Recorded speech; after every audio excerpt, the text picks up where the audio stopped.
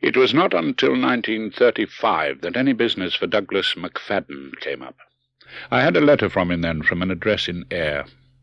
He said that his brother-in-law, Arthur Paget, had been killed in a motor car accident in Malaya, and so he wanted to redraft his will to make a trust in favour of his sister Jean and her children.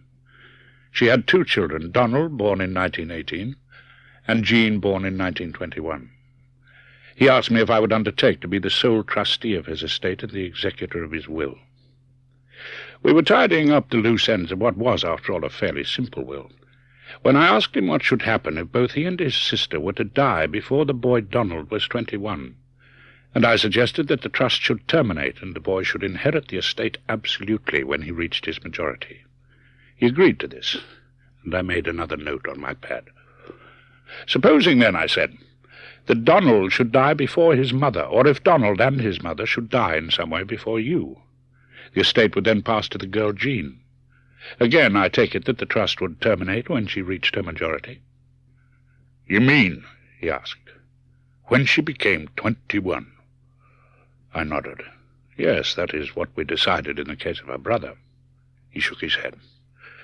"I think that would be most imprudent, Mr. Strahan, if I may say so. A lassie of that age is at the mercy of her sex, Mr. Strahan, at the mercy of her sex. I would want the trust to continue for much longer than that, till she was 40 at the very least." I stated my own view that 25 would be a reasonable age, and very reluctantly he receded to 35. I went back to London to draft out the will, which I sent to him for signature. I never saw my client again. One afternoon in January 1948, I got a telegram from Ayr. It read, "Regret Mr. Douglas McFadden passed away last night. Please instruct funeral. Doyle, Balmoral Hotel, Ayr." In the absence of any traceable relatives, I made the arrangements. In fact, we found Douglas McFadden's heir without much difficulty. We got a letter from a Miss Agatha Paget, who was the headmistress of a girls' school in Colwyn Bay. She was a sister of the Arthur Paget who had been killed in the motor accident in Malaya.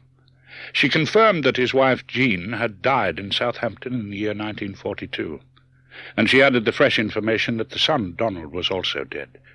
He had been a prisoner of war in Malaya and had died in captivity. Her niece, Jean, however, was alive and in the London district. The headmistress did not know her home address because she lived in rooms, and she'd changed them once or twice. So she usually wrote to her, addressing her letters to her firm. She was employed in the office of Pack and Levy Limited, a company that made shoes and handbags, and whose address was the Hyde, Perivale, London, N.W. I wrote to her. "Dear Madam, it is with regret that we have to inform you of the death of Mr. Douglas McFadden at Ayr on January the 21st. As executors to his will, we have experienced some difficulty in tracing the beneficiaries. But if you are the daughter of Jean and Arthur Paget, may we ask you to telephone for an appointment to call upon us at your convenience to discuss the matter further. I am, yours truly, N.H. Strahan." She was shown into my office punctually at 10:30 on the following Saturday. She was a girl or woman of a medium height, dark-haired. She was good-looking in a quiet way. She had a tranquility about her that I find it difficult to describe, except by saying that it was the grace that you see frequently in women of a Scottish descent. "Well, Miss Paget," I said, "I take it that you are the daughter of Arthur and Jean Paget, who lived in Southampton and Malaya?" She nodded. "That's right. I've got the birth certificate and mother's birth certificate, as well as her marriage certificate." She took them from her bag and put them on my desk with her identity card. I opened these documents and read them through carefully. There was no doubt about it. She was the person I was looking for. I leaned back in my chair presently and took off my spectacles. "Tell me about your brother Donald, Miss Paget," I asked. "Is he still alive?" She shook her head. "He died in 1943 while he was a prisoner. He was taken by the Japs in Singapore when we surrendered, and then he was sent to the railway." I was puzzled. "The railway?" She looked at me coolly, and I thought I saw tolerance for the ignorance of those who stayed in England in her glance. "The railway that the Japs built with Asiatic and prisoner-of-war labour between Siam and Burma. One man died for every sleeper that was laid, and it was about 200 miles long. Donald was one of them. There was a little pause. "I am so sorry," I said at last. I took up the will and explained it to her. She hesitated, and then she said, "Mr. Strawn, I'm afraid I'm terribly stupid. Do you mean that I inherit everything that Uncle Douglas left?" "Broadly speaking, yes," I replied. "You'd only receive the income from the estate until the year 1956. After that, the capital would be yours to do what you like with." "How much did he leave?" I picked up a slip of paper from the documents before me and ran my eyes down the figure for a final check. "After paying death duties and legacies," I said carefully, "the residuary estate would be worth about £53,000 at present-day prices. I must make it clear that that is at present-day prices, Miss Paget. You must not assume that you would inherit that sum in 1956. A falling stock market affects even trustee securities." She stared at me. £53,000. I nodded. That would seem to be about the figure. "How much a year would that amount of capital yield, Mr. Strawn?" I glanced at the figures on the slip before me. "Invested in trustee stocks, as at present, about £1,550 a year, gross income. The income tax has to be deducted. You would have about £900 a year to spend, Miss Paget." "Oh." There was a long silence. She sat staring at the desk in front of her. Then she looked up at me and smiled. "It takes a bit of getting used to," she remarked. "I mean, I've always worked for my living, Mr. Strawn. I've never thought that I'd do anything else, unless I married, and that's only a different sort of work. But this means that I need never work again, unless I want to." She had hit the nail on the head with the last sentence. "That's exactly it," I replied. "Unless you want to." "Well, I don't know what I'd do if I didn't have to go to the office," she said. "I haven't got any other life." "Then I should go on going to the office," I observed. She laughed. "I suppose that's the only thing to do." "Where do you live, Miss Paget?" She said, "I've got a bed-sitting room at number 43 Campion Road, just off Ealing Common. It's quite convenient, but of course I have a lot of my meals out. There's a Lyons just round the corner." I made a note of her address upon my pad. "Well, Miss Paget," I said, "I should go on just as usual for the time being." She looked up at me. "Tell me about this trust," she asked. "I'm afraid I'm not very good at legal matters." I nodded. "No, of course not. Well, you'll find it all in legal language in a copy of the will which I shall give you. But what it means is this, Miss Paget.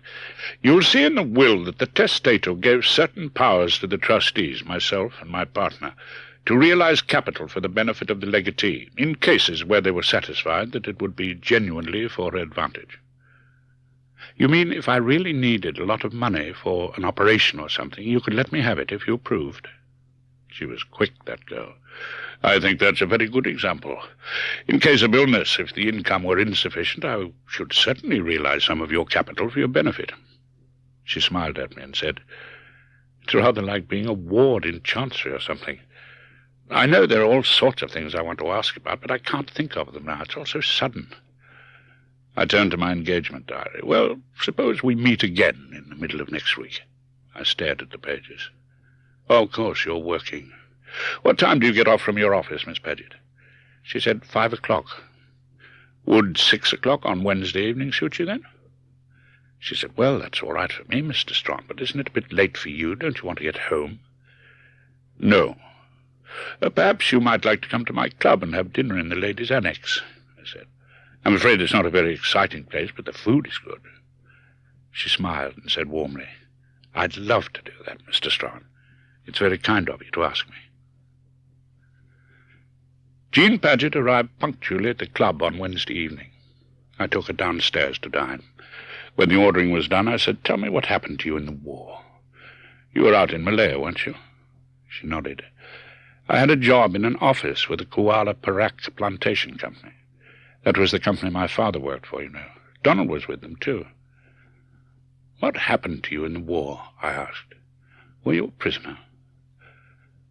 "A sort of prisoner," she said. After dinner, we sat down to coffee before the fire. I had mentioned one or two things, but she seemed to be thinking about other matters. Over the coffee it came out, and she said, "I've made up my mind what I want to do, first of all, Mr. Strawn." "Oh," I asked, "what's that?" She hesitated. "I know you're going to think this very odd. You may think it very foolish of me to go spending money in this way, but, well, it's what I want to do. I think perhaps I'd better tell you about it now before we go out." It was warm and comfortable before the fire. "Of course," I replied. "I don't suppose it's foolish at all. What is it that you want to do?" She said, "I want to go back to Malaya, Mr. Strawn, to dig a well." I suppose there was a long pause after she said that. She must have felt reproof in my silence, I suppose, because she leant toward me and she said, "I know it's a funny thing to want to do. May I tell you about it?" I said, "Of course. Is this something to do with your experiences in the war?" She nodded. "I want to try and make you understand." Apparently Jean's father had been living alone in Malaya when he met his death, his wife having brought the children home to Southampton. Her brother had returned to Malaya in 1937 when Jean was 16, and she left for Malaya in the winter of 1939. For over 18 months she had a marvellous time, with parties almost every night. When war came, it hardly registered with her as any real danger, nor with any of her set. Even when the Japanese landed in the north of Malaya, there was little thought of danger in Kuala Lumpur. 300 miles of mountain and jungle was itself a barrier against invasion from the north. But then there came a morning when Jean's chief, a Mr. Merriman, called her into the office and told her bluntly that the office was closing down. She was to pack a suitcase and go to the station and take the first train down to Singapore. 5 other girls employed in the office got the same orders. The Japanese at that time were reported to be near Ipoh, about 100 miles to the north. Jean went to the bank and drew out all her money, about 600 Straits dollars. She did not go to the station, however. Instead, she went to Batu Tasik to see Mrs. Holland. Mr. Holland was a man of 40, the manager of an open-cast tin mine. He lived in quite a pleasant bungalow beside the mine with his wife Eileen and their 3 children. Freddie, aged 7, Jane, aged 4, and Robin, who was 10 months old. They had often invited Jean to come and stay with them, and she had found their company restful. Jean felt she could not leave without seeing the Hollands and offering her help with the children. Eileen Holland was a good mother and a first-rate housewife, but singularly unfitted to travel by herself with 3 children in the turmoil of evacuation. Jean got to Batu Tasik fairly easily in a native bus. An hour after she arrived, they were roused by a truck stopping at the bungalow. A young officer came hurrying into the house. "You've got to leave this place," he said. "I'll take you in the truck. The Japs are at Curling, or they were when I last heard. They may be further south by now." Curling was only 20 miles away. "I'm taking you to Panong. You'll get a boat from there to get you down to Singapore." Kuala means mouth of a river, and Kuala Panong is a small town at the entrance to the Panong River. There's a district commissioner stationed there. By the time the truck reached his office, it was loaded with about 40 men, women, and children picked up for forcible evacuation from the surrounding estates. Most of these were English. The party were unloaded onto the veranda of the accounts office, and here they were able to stretch and sort themselves out a little. Jean and Bill Holland walked into the village to buy what they could. They were able to get a feeding bottle for the baby, a little codeine, some salts for dysentery, and 2 tins of biscuits and 3 of tinned meat. Jean got herself a few needles and thread, and seeing a large canvas haversack, she bought that too. She carried that haversack for the next 3 years. Towards sunset, the lighthouse keepers at the river mouth telephoned to the district commissioner that the Osprey was coming into the river.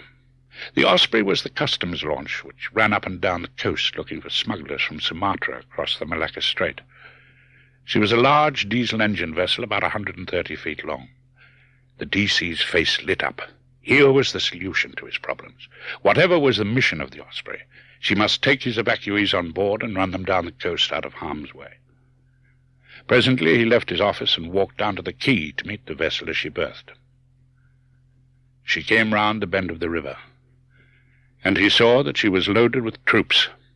Small, stocky men in grey-green uniforms with rifles and fixed bayonets, taller than themselves.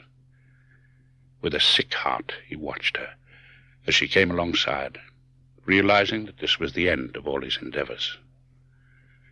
The Japanese came rushing ashore. The soldiers spread out and occupied the place without a shot. They came to the evacuees sitting numbly in the veranda of the accounts office. Immediately, with rifles and bayonets leveled, they were ordered to give up all fountain pens and wrist watches and rings. An officer came presently when night had fallen, and inspected the crowd on the veranda in the light of a hurricane lamp. He walked down the veranda, thrusting his lamp forward at each group, a couple of soldiers hard on his heels with rifles at the ready and bayonets fixed. Most of the children started crying. The inspection finished, he made a little speech in broken English. "Now you are prisoners," he said. "You stay here tonight. Tomorrow you go to prisoner camp, perhaps. You do good things, obedience to orders, you will receive good from Japanese soldiers. You do bad things, you will be shot directly. So do good things always. When officer come, you stand up and bow. Always. That is good thing. Now you sleep. Tomorrow you have food." The officer walked away, leaving 2 sentries on guard at each end of the veranda. In the middle of the next morning, an interrogation began. At the end, the captain said, "Men go to prisoner camp today. Women's and child's stay here. The Imperial Japanese Army do not make war on women's and on child's. Men leave in afternoon, so you will now say farewell till this afternoon. Thank you." That afternoon the men were separated from their families. Bill Holland turned from his fat, motherly wife, his eyes moist. "Goodbye, Jean," he said heavily. "Good luck." And then he said, "Stick with them, if you can, won't you?" She nodded. "I'll do that. We'll all be in the same camp together." The men were formed up, 7 of them, and marched off under guard. The women and children stayed in the accounts office for 41 days. The second night was similar to the first, except that the doors of the office were open for them and they were allowed to use the rooms. A stern-faced woman, Mrs. Horsfall, asked to see the officer. When Captain Yoniata came, she protested at the conditions and asked for beds and mosquito nets. "No nets, no beds," he said. "Very sorry for you. Japanese women sleep on mat, on floor. All Japanese sleep on mat. You put away proud thoughts. Very bad thing. You sleep on mat like Japanese women." "But we're English," she said indignantly. "We don't sleep on the floor like animals." His eyes hardened. He motioned to the sentries, who gripped her by each arm. Then he hit her 4 stinging blows upon the face with the flat of his hand. "Very bad thoughts," he said, and turned upon his heel and left them. No more was said about beds. The food issued to them was the bare minimum that would support life, and was an unvarying issue of rice and fish soup given to them twice a day. They received no medical attention and no drugs whatsoever. At the end of a week, dysentery attacked them, and the nights were made hideous by screaming children stumbling with their mothers to the latrine. Malaria was always in the background. On the 35th day, Esme Harrison died. Esme was a child of 8, and she had had dysentery for some time. At the end of 6 weeks, Captain Yoniata faced them after the morning inspection. Many of the adults and most of the children by that time were thin and ill. He said, "Ladies, the Imperial Japanese Army has entered Singapore, and all Malaya is free. Tomorrow you start for Kuala Lumpur." From Penang to Kuala Lumpur is 47 miles. It took a minute for his meaning to sink in. Then Mrs. Horsfall said, "How are we to travel to Kuala Lumpur? Will there be a truck?" "Very sorry. No truck. You walk." She said, "We can't walk with these children. We must have a truck." These were bad thoughts, and his eyes hardened. "You walk," he repeated. Rice came to them soon after dawn, and about 8 o'clock Captain Yoniata appeared with 4 soldiers who were to be their guard upon the journey. There was nothing for it but to start. The women went very slowly, with frequent halts as a mother and child retired into the bushes by the roadside. There was no question of walking continuously for an hour and then resting. The dysentery sort of there. For those who were not afflicted at the moment, the journey became one of endless, wearisome waits by the roadside in the hot sun, for the sergeant refused to allow the party to move on while any remained behind. Within the limits of their duty, the Japanese soldiers were humane and helpful. Before many hours had passed, each was carrying a child. They stumbled into Ayr Penchis at about 6 o'clock that evening, shortly before dark. This place was a Malay village which housed labor for a number of rubber plantations in the vicinity. Presently they slept, exhausted, weak, and ill. They were in a barn full of rats, which ran over them and round them all night through. In the morning it was found that several of the children had been bitten. The next day the sergeant drove them on. This time the stage was to a place called Asahan. Their accommodation was another rubber-curing barn. Half an hour after their arrival, Mrs. Collard died. Captain Yoniata turned up about midday the following day, driving in the district commissioner's car. He stopped, angry to find that they were not upon the road. Mrs. Horsfall faced him. "Mrs. Collard died last night. We buried her this morning over there. If you make us walk every day like this, we shall all die. These women aren't fit to march at all, you know that." "What woman die of?" he inquired. "What illness?" "She had dysentery and malaria, as most of us have. She died of exhaustion after yesterday's march. You'd better come inside and look at Mrs. Frith and Judy Thompson. They couldn't possibly have marched today." He walked into the barn and stood looking at 2 or 3 women sitting listless in the semi-darkness. Then he said something to the sergeant and walked back to his car. At the door he turned to Mrs. Horsfall. "Very sad woman die," he said. "Perhaps I get a truck in Kuala Lumpur. I will ask." He got into the car and drove away. His words went round the women quickly. He had gone to get a truck for them. There'd be no more marching. Things weren't so bad after all. They would be sent by rail from Kuala Lumpur to Singapore, and there they'd be put into a proper camp with other Englishwomen. A prison camp would have a doctor, too, and there was always some kind of hospital for those who were really ill. They became much more cheerful. Captain Yoniata appeared again about an hour before sunset. Again he spoke to the sergeant, who saluted. Then he turned to the women. "You not go to Kuala Lumpur," he said. "You go to Port Swettenham. English destroy bridges, so railway to Singapore no good. You go to Port Swettenham now, and then ship to Singapore." There was a stunned silence. Then Mrs. Horsfall asked, "Is there going to be a truck to take us to Port Swettenham?" He said, "Very sorry, no truck. Tomorrow you walk to Bakri." He got into his car and went away, and that was the last they ever saw of him. They slept that night in the bungalow that had belonged to the manager of the Bakri tin mine. They marched again next day to a place called Dillit. In the middle of the afternoon, Ben Collard, the younger son of Mrs. Collard, who had died, trod on something while walking barefoot in the grass that bit him with poison fangs and got away. He said afterwards that it looked like a big beetle. Possibly it was a scorpion. Mrs. Horsfall took charge and laid him on the ground and sucked the wound to draw the poison from it. But the foot swelled quickly, and the inflammation travelled up the leg to the knee.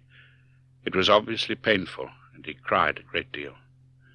There was nothing to be done but carry him, and this was no easy matter for the women in their feeble condition, because he was a boy of 7 and weighed 5 stone.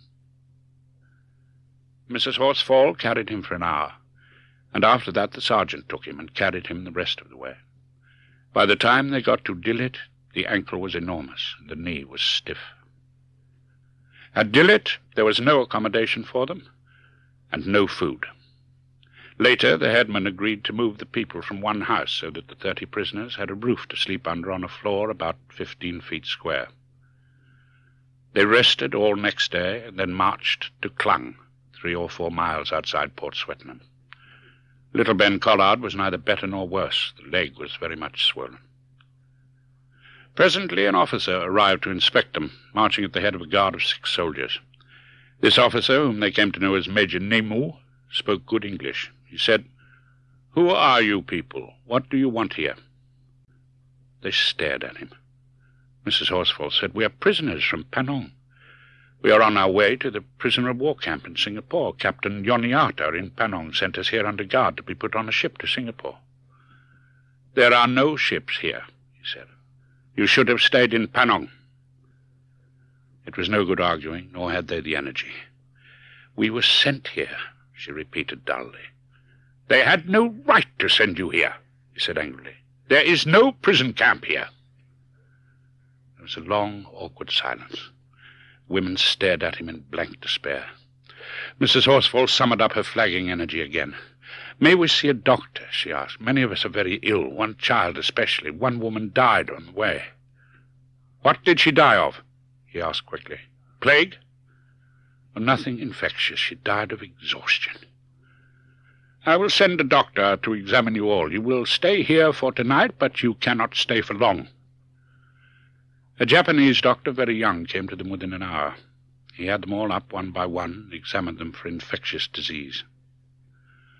They stayed in the schoolhouse under guard, day after day. On the 3rd day they sent for the doctor again, for Ben Collard was obviously worse. Reluctantly, the doctor ordered his removal to the hospital in a truck. On the 6th day they heard that he had died. They stayed in Klang 11 days, not knowing what was to become of them. On the 12th day, Major Nemu paraded them at half an hour's notice, allocated 1 corporal to look after them, and told them to walk to Port Dickson. That was about the middle of March, 1942. From Klang to Port Dickson is about 50 miles, but by this time they were traveling more slowly than ever. It took them till the end of the month. By the time they reached Port Dickson, their clothes were in deplorable condition. Jean and Mrs. Holland had nothing but the thin cotton frocks they had worn since they were taken. These were now torn and ragged from washing. Jean had gone barefoot from the early stages of the march and intended to go on without shoes. She now took another step toward the costume of the Malay women. She sold a little brooch to an Indian jeweler. 2 of the precious dollars she bought a cheap sarong. A sarong is a skirt made of a tube of cloth about 3 feet in diameter. You get into it and wrap it around your waist like a towel, the surplus material falling into pleats that permit free movement. When you sleep, you undo the roll around your waist, and it lies over you as a loose covering that you cannot roll out of. It is the lightest and coolest of all garments for the tropics, and the most practical, being simple to make and wash. At first, the other women strongly disapproved of this descent to native dress. Later, most of them followed her example as their clothes became worn out. There was no haven for them at Port Dickson, and no ship. They were allowed to stay there, living under desultory guard in a copra barn for about 10 days. The Japanese commander then decided they were a nuisance and put them on the road to Seremban. He reasoned, apparently, that they were not his prisoners, and so not his responsibility. At Siliao, between Port Dickson and Seremban, tragedy touched the Holland family because Jane died. Mrs. Holland stood it far better than Jean had expected that she would. "It's God's will, my dear," she said quietly, "and he'll give her daddy strength to bear it when he hears, just as he's giving us all strength to bear our trials now." She stood dry-eyed beside the little grave and helped to make the little wooden cross. But Jean woke that night in the darkness and heard her weeping. Through all this, the baby, Robin, throve. He ate nothing but food that had been recently boiled, and so was relatively free from stomach disorders. Jean carried him every day, and with a continual exposure to the sun, she was getting very brown, and the baby she carried on her hip got browner. Seremban lies on the railway, and they had hoped that when they got there, there would be a train down to Singapore. They got to Seremban about the middle of April, but there was no train for them. The railway was running in a limited fashion, but probably not through to Singapore. Before very long, they were put upon the road to Tampin. They stayed at Tampin for some days, and got so little food there that they practically starved. At their urgent entreaty, the local commandant sent them down under guard to Malacca, where they hoped to get a ship. But there was no ship at Malacca, and the officer in charge there sent them back to Tampin. They plodded back in despair. At Alo Gaja, Judy Thompson died. To stay at Tampin meant more deaths inevitably, so they suggested it was better for them to continue down to Singapore on foot, and a corporal was detailed to take them on the road to Gemas. In the middle of May, at Ayakuning, on the way to Gemas, Mrs. Horsfall died. They got to Gemas 3 days later. Here, as usual in towns, they were put into the schoolhouse. The Japanese town major, a Captain Nisui, came to the next day to inspect them. "Prisoner not go to Singapore," he said. "Strict order. You go now to Kuantan. Woman camp in Kuantan. Very good. You will be very glad." Jean did not know where Kuantan was. She asked, "Where is Kuantan? Is it far away?" "Kuantan on coast," he said. "You go there now." Behind her someone said, "It's hundreds of miles away. It's on the east coast." "Okay," said Captain Nisui. "On east coast." "Can we go there by railway?" Jean inquired. "Sorry, no railway. You walk 10-15 miles each day. You get there soon. You will be very happy." From Gemas to Kuantan is about 170 miles. They left next morning with a sergeant and a private as a guard. They went on for a week, marching about 10 miles every other day. Then fever broke out among the children. They never really knew what it was, but in the weeks that followed it spread from child to child. At Bahau, 4 children died. Harry Collard, Susan Fletcher, Doris Simmons, who was only 3, and Freddie Holland. At Ayakring, Mrs. Holland came to the end of her strength. She had fallen twice on the march, and they had taken turns in helping her along. In the evening she was still alive, but unconscious. They did what they could, which wasn't very much, but her breathing got weaker and weaker, and about midday she died. They buried her in the Moslem village cemetery that evening. At Ayakring they entered the most unhealthy district they had passed through yet, a country full of snakes and crocodiles and infested with mosquitoes. By day it was steamy and hot and breathless. At night a cold, wet mist came up and chilled them unmercifully. Jean consulted with the sergeant, who advised them to press on and get out of this bad country as soon as possible. They marched each day after that, stumbling along in fever, weak and ill. It took them 11 days to get through the swamps to the higher ground past Temelo. 4 days later, in the evening, they came to Moran, and there in front of them they saw 2 trucks and 2 white men working on them while Japanese guards stood by.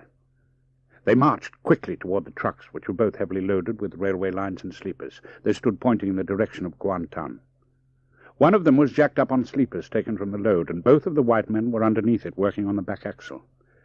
They were the first white men that the women had seen for 5 months. They crowded round the trucks. Their guard began to talk in staccato Japanese with the truck guards. One of the men, lying on his back under the axle, shifting spanner in hand, glanced at the bare feet and the sarongs within his range of vision, and said slowly, "Get those women shifted back so we can get some light." Some of the women laughed, and Mrs. Frith said, "Don't you go using that language to me, young man." The men rolled out from under the truck and sat staring at the women and children, at the brown skins, the sarongs, the bare feet. "Who said that?" asked the man with the spanner. "Which of you speaks English?" He spoke deliberately in a slow drawl, with something of a pause between each word.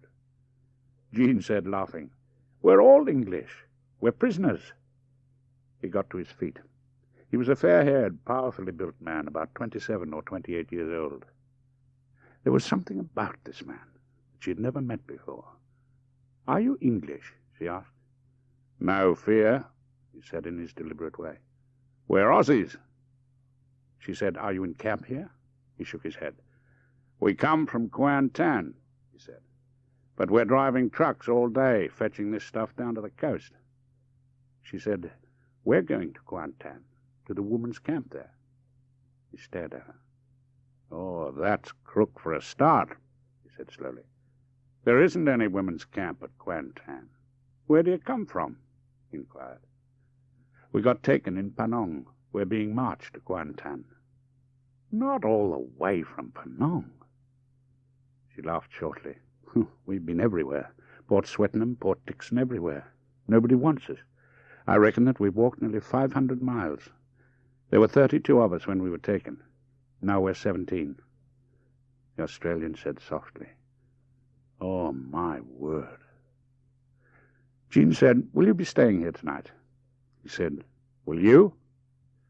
"Oh, we shall stay here," she said. "We can't march the children every day. We walk one day and rest the next. We eat what we can get in the village."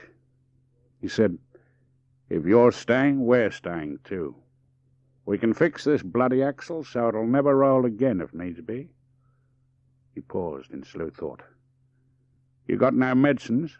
he said. "What do you want?" "We haven't got any salts at all," she said. "We want quinine and something for all these skin diseases the children have got. Can you get those here?" He said slowly, "I'll have a try." The women and children settled into the school building and began the routine chores of washing that occupied the bulk of their spare time. The news that there was no women's prisoners' camp in Kuantan was what they had all secretly expected, but it was a disappointment nonetheless.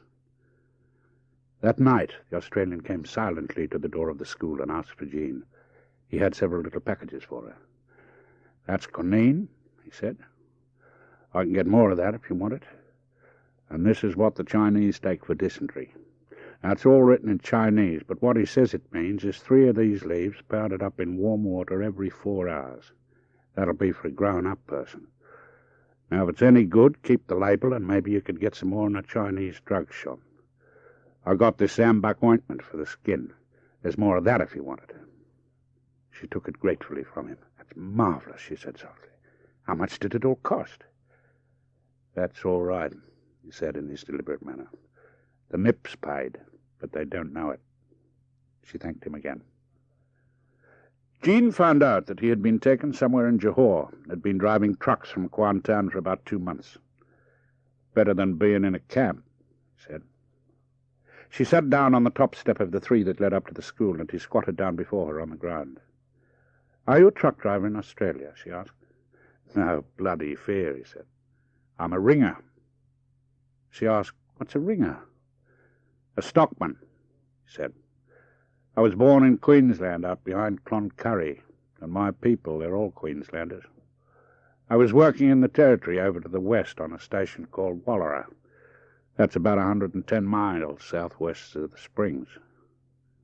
She smiled. "Where's the Springs, then?" "Alice," he said. "Alice Springs. Right in the middle of Australia, halfway between Darwin and Adelaide." She said, "I thought the middle of Australia was all desert." He was concerned at her ignorance. "Oh, my word," he said deliberately. "Alice is a bonza place. Plenty of water in Alice. People living there. They leave the sprinkler on all night, watering the lawns. That's right, they leave the sprinkler on all night." "What do you do at this place, Wallara?" she asked. "Do you look after sheep?" He shook his head. "You don't find sheep round the Alice region," he said. "It'd be too hot for 'em. Wallara's a cattle station." "How many cattle have you got?" "Oh, about 18,000 when I came away," he said. "Goes up and down according to the wet, you know." 18,000? How big is it?" "Wallara? Oh, about 2,700. 2,700 acres, she said. "That's a big place." He stared at her. "Not acres," he said. "Square miles. Wallara's 2,700 square miles." She was startled. "But is all that one place, one farm, I mean?" "It's one station," he replied. "One property." They sat together for over an hour, talking quietly at the entrance of the schoolhouse. Finally Jean got to her feet. "It's been terribly kind of you to get us these things. You don't know what they mean to us. Tell me, what's your name?" "Joe Harmon," he said. She said, "My name's Jean Paget." She put out her hand. "Good night, Sergeant," she said. "It's been lovely talking to another white person." He took her hand. There was great comfort for her in his masculine handshake. From Moran to Kuantan is 55 miles. The women rested that day at Moran, and next day began the march down the tarmac road. After one stop, the women marched to Burkapore. At Burkapore, they were accommodated in a large atap copra shed beside the road, and just before dusk, the 2 familiar trucks drew up in the village, driven by Ben Leggett and Joe Harmon. As before, they were headed for the coast and loaded high with railway lines and sleepers. Jean and several of the others walked across the road to meet them with the Japanese sergeant. The Japanese guards fell into conversation together. Joe Harmon turned to Jean. "We couldn't get loaded at Jerren Tut in time to make it down to Kuantan tonight," he said. "Ben's got a pig." "A pig?" They crowded round Ben's truck. The corpse was lying upon the top of the load, a black, long-nosed oriental pig, somewhat mauled and already covered in flies. Harmon said quietly to Jean, "We'll have to let the bloody nips eat all they can and carry away a bit. But leave it to me. I'll see there's some for you." That night the women got about 35 pounds of boiled pig meat, conveyed to them surreptitiously in several installments. Late that evening Joe Harmon came to Jean. "Sorry I couldn't send you over more of that pig," he said. His slow Queensland drawl. "I had to let the bloody nips have most of it." She said, "It's been splendid, Joe. We've been eating and eating, and there's still lots left for tomorrow. I don't know when we last had such a meal. We can't thank you enough." He said presently, "I believe I know where I could get a chicken or two. If I can, I'll drop them off for you when we come up country day after tomorrow. You ladies need feeding up." Jean said, "Don't take any risks, please." "Don't worry about me," he said. "Tell me," she said suddenly, "is it very hot in Australia, the part you come from? Hotter than this?" "Oh, it's hot," he said. "Oh, my word, it can be hot when it tries. At Wallara it can go to 118. That's a hot day, that is. Oh, but it's not like this heat here. It's a kind of dry heat, so you don't sweat like you do here." She nodded. "It's like that, is it? What does the country look like?" she inquired. It pleased the man to talk about his own place, and she wanted to please him. He'd been so very kind to them. "It's red," he said. "Red round Alice and where I come from. Red earth, and then the mountains are all red. The country round about the springs is my place. People come up on the Ghan from Adelaide and places in the south, and they say Alice is a lousy town. Well, I only went to Adelaide once, and I thought that was lousy. The country round the springs is beautiful to me." On the evening the women and children reached Pohoi. A little Malay boy came to Jean with a green canvas sack. He said that he had been sent by a Chinaman in Gambang. In the sack were 5 black cockerels, alive, with their feet tied. Poultry is usually transported alive in the East. They decided regretfully that they would have to part with one of the 5 cockerels to their guards. The gift of a chicken would make the sergeant sweet and involve him in the affair, rendering any serious investigation unlikely. Accordingly, Jean took the sack and went to find the sergeant. She bowed to him and put him in a good temper. "Gunso," she said, "good mishi tonight. We buy chicken." She opened the sack and showed him the fowls lying in the bottom. Then she reached down and pulled one out. "For you." She smiled at him with all the innocence that she could muster. "You buy?" he asked. She nodded. "From Limau. Very good mishi for us all tonight." "Where get money?" he inquired. For one fleeting moment Jean toyed with the idea of saying that they had sold some jewellery, with a quick, intuitive feeling that it would be better not to mention the Australians. But she put the idea away. She must stick to the story that they had prepared and considered from all angles. "Man prisoner give us money for chicken," she said. "They say we too thin. Now we have good mishi tonight, Japanese and prisoner also." He smiled at her, tucked the cockerel under his arm, and walked off with it toward the kitchen, where his meal was in preparation. That day there was a considerable row in progress in Kuantan. The local commanding officer was a Captain Sugamo. He lived in a house formerly occupied by the district commissioner of Kuantan, and the district commissioner had kept a fine little flock of about 20 black leghorn fowls, specially imported from England in 1939. When Captain Sugamo woke up that morning, 5 of his 20 black leghorns were missing, with a green sack that had once held the mail for the district commissioner, and was now used to store grain for the fowls. Captain Sugamo was a very angry man. He called the military police and set them to work. Their suspicion fell at once upon the Australian truck drivers who had a record for petty larceny in that district. But Captain Sugamo ordered a search of the entire town of Kuantan. On the following day, every house was entered by troops working under the directions of the military police to look for signs of the black feathers or the green sack. It yielded no result. Brooding over the insult levelled at his uniform, the captain ordered the barracks of the company of soldiers under his command to be searched. There was no result from that. There remained one further avenue. 3 of the trucks driven by Australians were up country on the road to or from Gerantut. Next day, Sagamo dispatched a light truck on the road manned by 4 men of his military police to search these trucks and to interrogate the drivers and the guards and anyone else who might have knowledge of the matter. Between Pohoi and Blat, they came upon a crowd of women and children walking down the road loaded with bundles.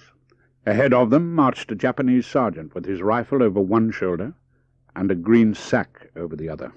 The truck stopped with a squeal of brakes. For the next 2 hours, Jean stuck to her story, that the Australian had given her money and she had bought the fowls from Limau. They put her through a sort of 3rd degree there on the road, with an insistent reiteration of questions. When they felt that her attention was wandering, they slapped her face, kicked her shins, or stamped on her bare feet with army boots. She stuck to it with desperate resolution, knowing it was a rotten story, knowing that they disbelieved her, not knowing what else she could say. At the end of that time, a convoy of 3 trucks came down the road. The driver of the second one, Joe Harmon, was recognized by the sergeant immediately and brought before Jean at the point of a bayonet. The sergeant of the military police said, "Is this man?" Jean said desperately, "I've been telling them about the $4 you gave me to buy the chickens with, Joe, but they won't believe me." The military policeman said, "You steal chickens from the shoko. Here is bag." The ringer looked at the girl's bleeding face and at her bleeding feet. "Leave her alone, you bastards," he said angrily in his slow Queensland drawl. "I stole those chickens and I gave them to her. So what?" Jean Paget sat staring into the fire, immersed in her sad memories. "They crucified him," she said quietly. "They took us all down to Kuantan, and they nailed his hands to a tree and beat him to death. They kept us there and made us look on while they did it." The execution took place at midday at a tree that stood beside the recreation ground overlooking the tennis courts. As soon as the maimed, bleeding body hanging by its hands had ceased to twitch, Captain Sagamo stood them in parade before him. "You very bad people," he said. "No place here for you. I send you to Kota Baru. You walk now." They stumbled off without a word, in desperate hurry to get clear of that place of horror. The same sergeant that had escorted them from Gemas was sent with them, for he also was disgraced, having shared the chickens. Toward the end of August they were in a village called Kuala Telang, about halfway between Kuantan and Kota Baru, and here the Japanese sergeant fell ill with fever, probably malaria. He grew weaker and weaker, and 2 days later he died in the night. The death of the sergeant left them in a most unusual position. They were now prisoners without a guard. "I don't see why we shouldn't stay here where we are," said Mrs. Frith. "We could grow our own food, perhaps. Half the paddy fields we walk by coming in haven't been planted this year." "All the men must have gone to the war," said Mrs. Warner, "working as coolies, taking up that railway line or something like that." The next morning Jean went to the headman of the village.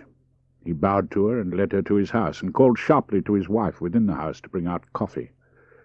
Jean waited till the coffee appeared, making small talk for politeness. She knew the form after 6 months in different villages. She bowed to him, lifted a glass, and sipped and set it down again. "Tell me what you want," he said. "I want our party to stay here, in this village," she said, "and go to work in the paddy fields as your women do." He stared at her, astonished.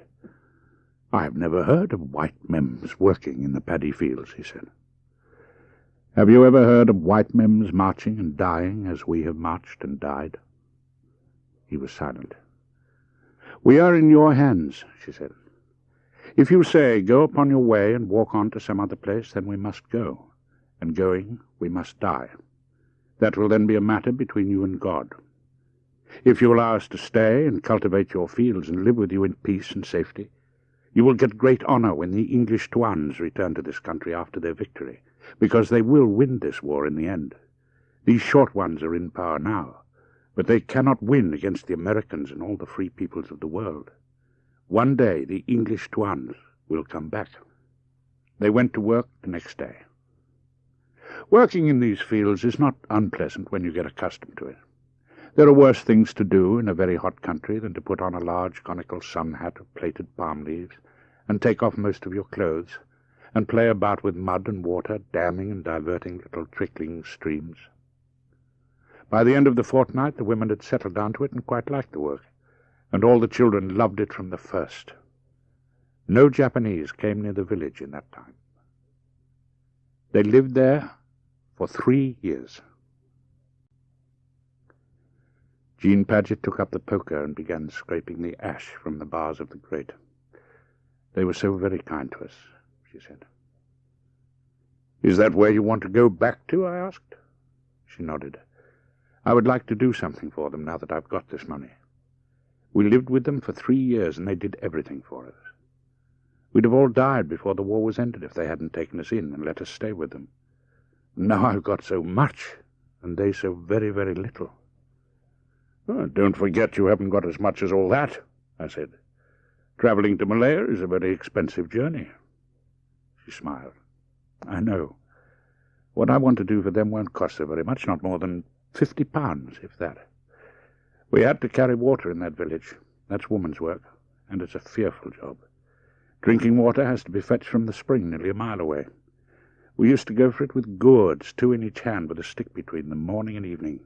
A mile there and a mile back. 4 miles a day." "That's why you want to dig a well?" She nodded. "It's something I could do for them, for the women, something that would make life easier for them, as they made life easier for us. A well right in the middle of the village, within a couple of 100 yards of every house. It's what they ought to have." Jean left England for Malaya 6 weeks later.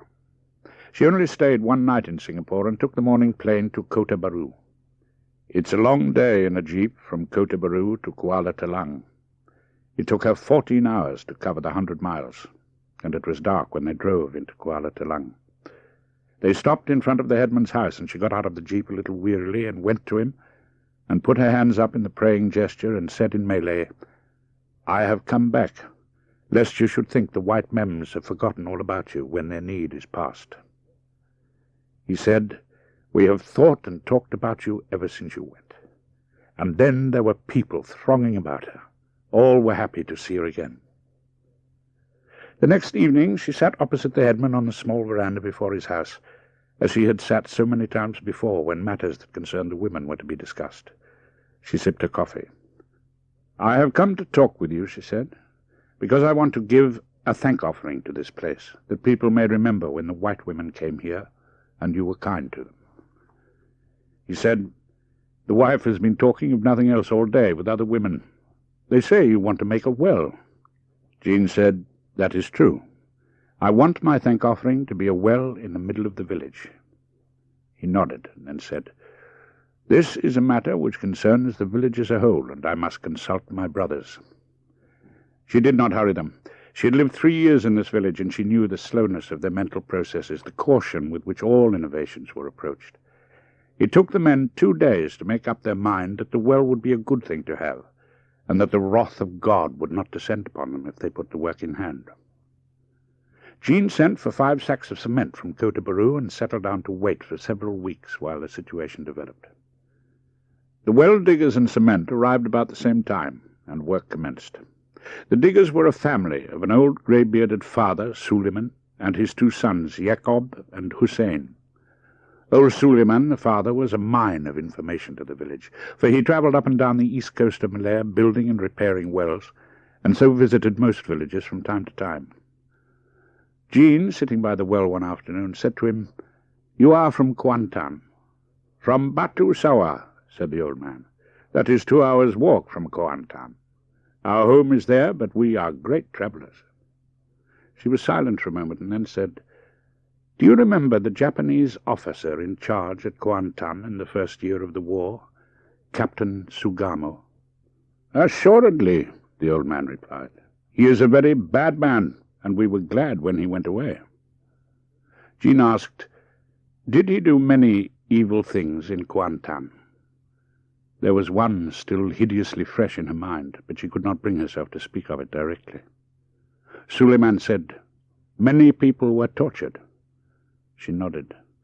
"I saw one myself." It had to come out, and it didn't matter what she said to this old man. "When we were starving and ill, a soldier who was a prisoner helped us. The Japanese caught him, and they crucified him with nails through his hands, and they beat him to death." "I remember that," the old man said. "He was in hospital in Kuantan." Jean stared at him. "Old man, when was he in hospital? He died." "Perhaps there were two." He called down the well to Jacob. "The English soldier who was crucified and beaten at Kuantan in the first year of the war. The English men knew him. Tell us, did that man die?" Hussein broke in. "The one who was beaten was an Australian, not English. He was beaten because he stole chickens." "Assuredly," the old man said. "It was for stealing the black chickens. But did he live or die?" Jacob called up from the bottom of the well. "Captain Sugamo had him taken down that night. They pulled the nails out of his hands. He lived." In Kuantan, in the evening of that day in July 1942, a sergeant had come to Captain Sugamo in the district commissioner's house and had reported that the Australian was still alive. Captain Sugamo found this curious and interesting, and as there was still half an hour before his evening rice, he strolled down to the recreation ground to have a look. The body still hung by its hands, facing the tree, but the man undoubtedly was still alive. When Captain Sugamo approached, the eyes opened and looked at him with recognition. It's doubtful if the West can ever fully understand the workings of a Japanese mind. When Captain Sugamo saw that the Australian recognized him from the threshold of death, he bowed reverently to the torn body, and he said with complete sincerity, "Is there anything I can get for you before you die?" The ringer said distinctly, "You bloody bastard. I'll have one of your black chickens and a bottle of beer." Captain Sugamo stood looking at the wreck of the man nailed to the tree, and his face was completely expressionless. Presently he turned upon his heel and went back to his house. He called for his orderly as he went into the shade and told him to fetch a bottle of beer and a glass, but not to open the bottle. The man protested that there was no beer. Captain Sugamo already knew that. So he sent his orderly to the town to visit all the Chinese eating houses to see if he could find a bottle of beer anywhere in Kuantan. In an hour the man came back. Captain Sugamo was sitting in exactly the same attitude as when he had gone out to find the beer. With considerable apprehension, he informed his officer that there was no beer in all Kuantan. He was dismissed and went away gladly. Death to Captain Sugamo was a ritual. There had been an element of holiness in his approach to the Australian, and having offered in the hearing of his men to implement the last wishes of his victim, he was personally dedicated to see that those last wishes were provided. If a bottle of beer had been available, he would have sacrificed one of his remaining black leghorns and sent the cooked meat and the beer down to the dying man on the tree. He might even have carried the tray down himself. By doing so, he would have set an example of chivalry and bushido to the troops under his command. Unfortunately, it was impossible for him to provide the bottle of beer, and since the beer was missing and the soldier's dying wish could not be met in full, there was no point in sacrificing one of the remaining black leghorns. He could not carry out his own part in the ritual. He could not show bushido by granting the man's dying wish. Therefore, the Australian could not be allowed to die, or he himself would be disgraced. He called for his sergeant.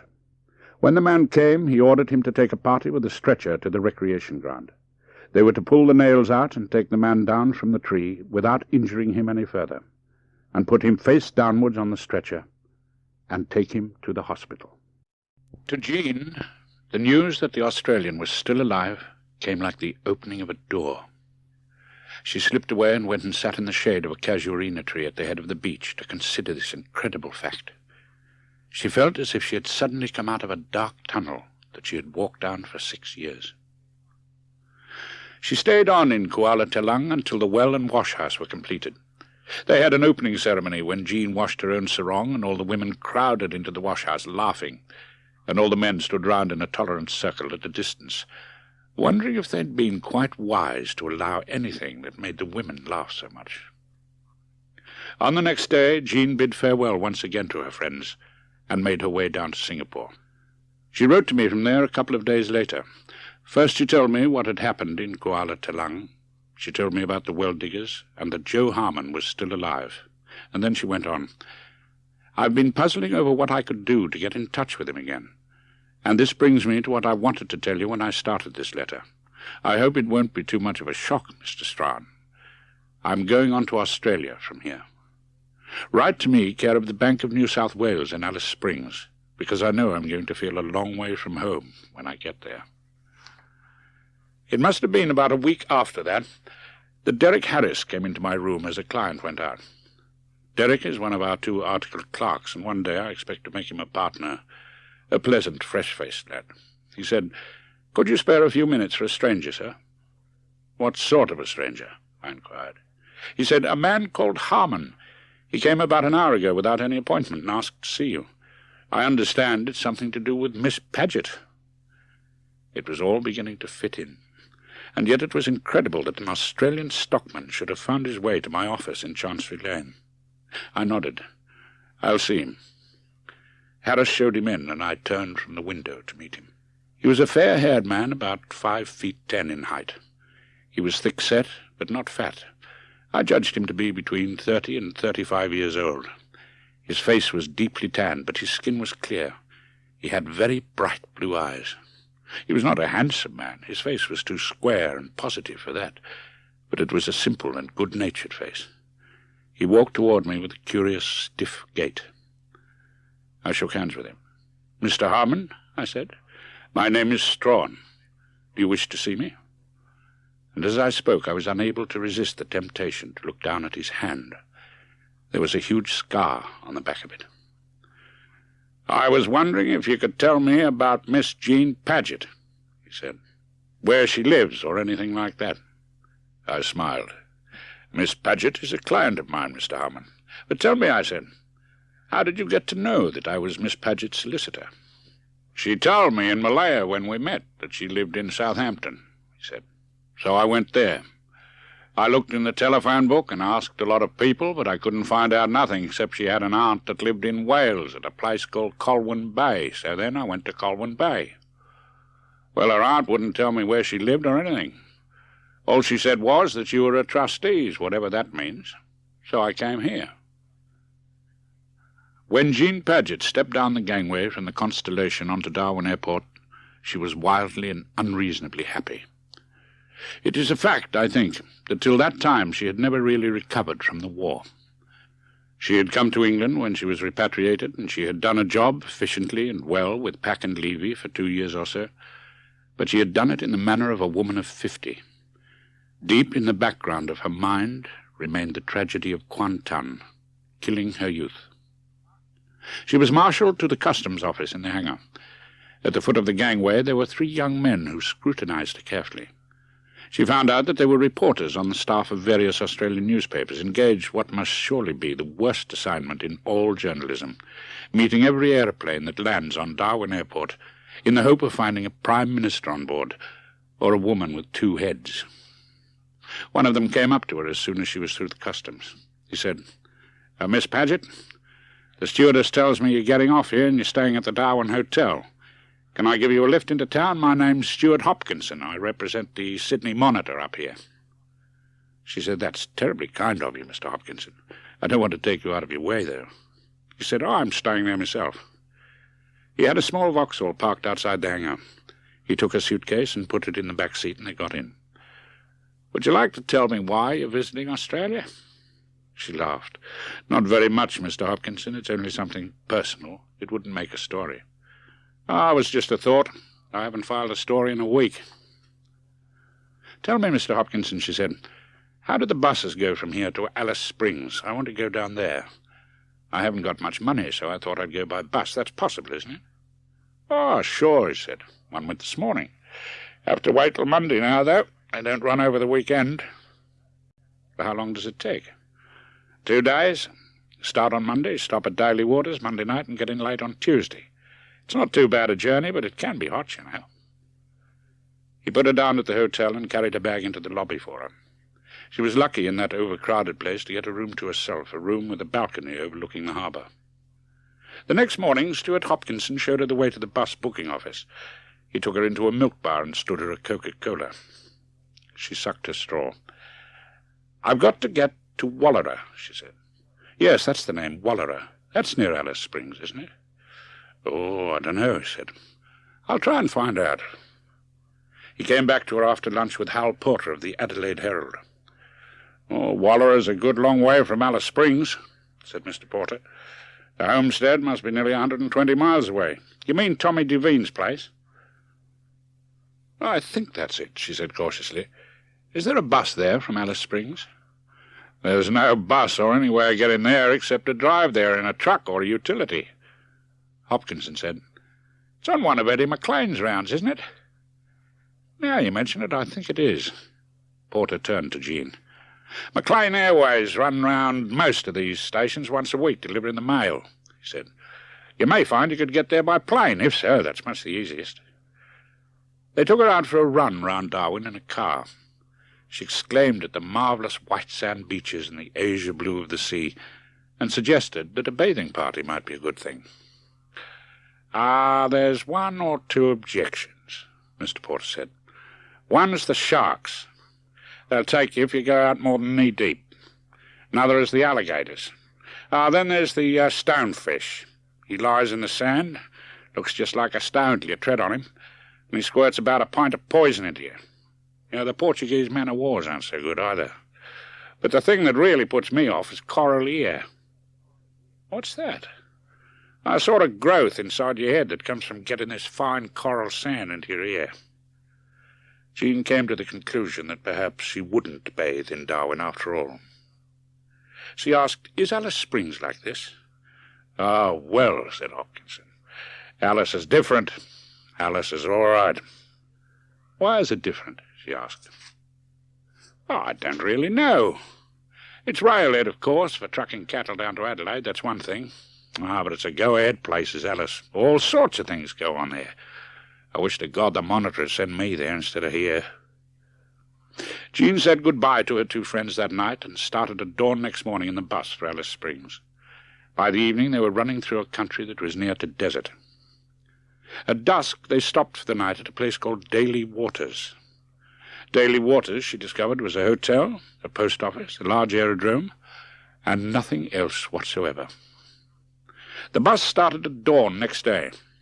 Toward evening they found themselves running toward the MacDonnell Ranges, lines of bare red hills against the pale blue sky, and at about dusk they ran slowly into Alice Springs and drew up at the Talbot Arms Hotel.